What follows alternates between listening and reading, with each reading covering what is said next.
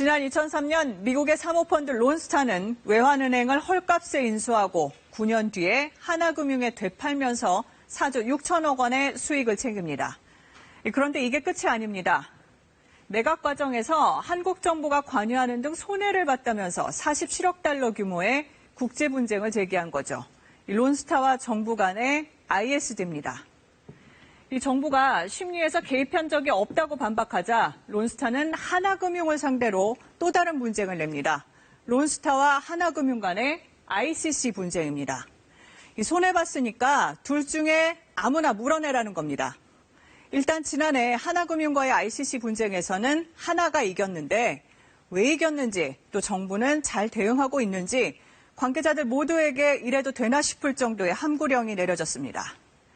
KBS는 17년 동안 이어진 론스타 사태의 본질을 확인하기 위해 두 쌍둥이 분쟁의 내막을 추적해왔습니다. 취재팀의 잠정 결론은 한국이 론스타에 덫에 걸렸고 거액을 배상해야 할 가능성마저 있다는 겁니다. 정부 고위 관계자도 이런 사정을 인정하고 있습니다. 저희 취재팀은 론스타 측에도 지속적으로 질문을 던졌고 서면 답변 그리고 직접 인터뷰를 통해서 그들의 주장을 들을 수 있었습니다. 한국 정부에 협상을 공식 제안했고 현 정부에도 이런 의사를 비공식적으로 전달했다는 겁니다. 자세한 내용 송명희 기자가 보도합니다.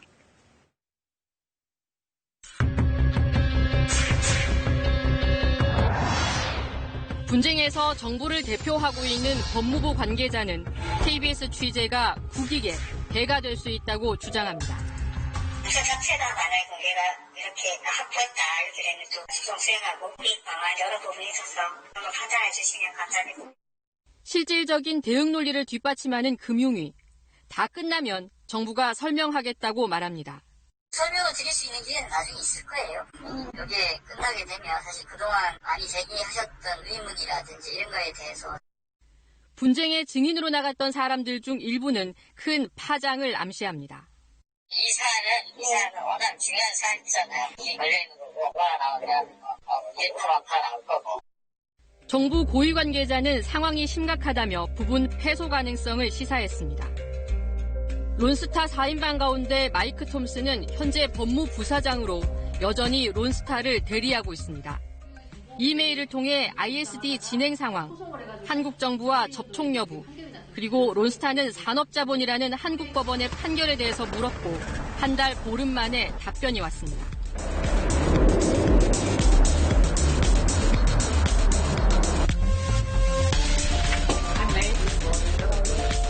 그리고 지난 5월 미국 LA 외곽에서 이틀에 걸쳐 6시간 동안 직접 만났습니다.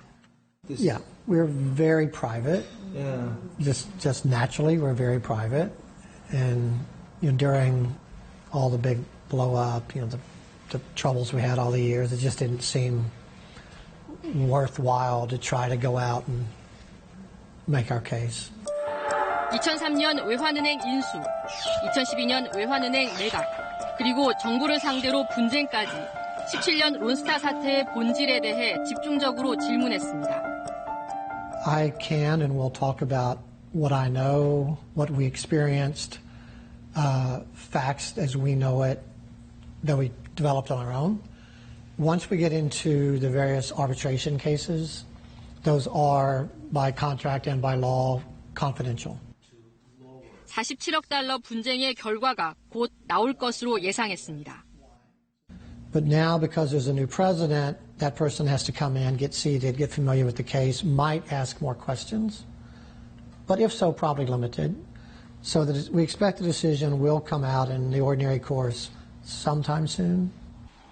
익시드의 판정은 항소가 불가능한 최종심.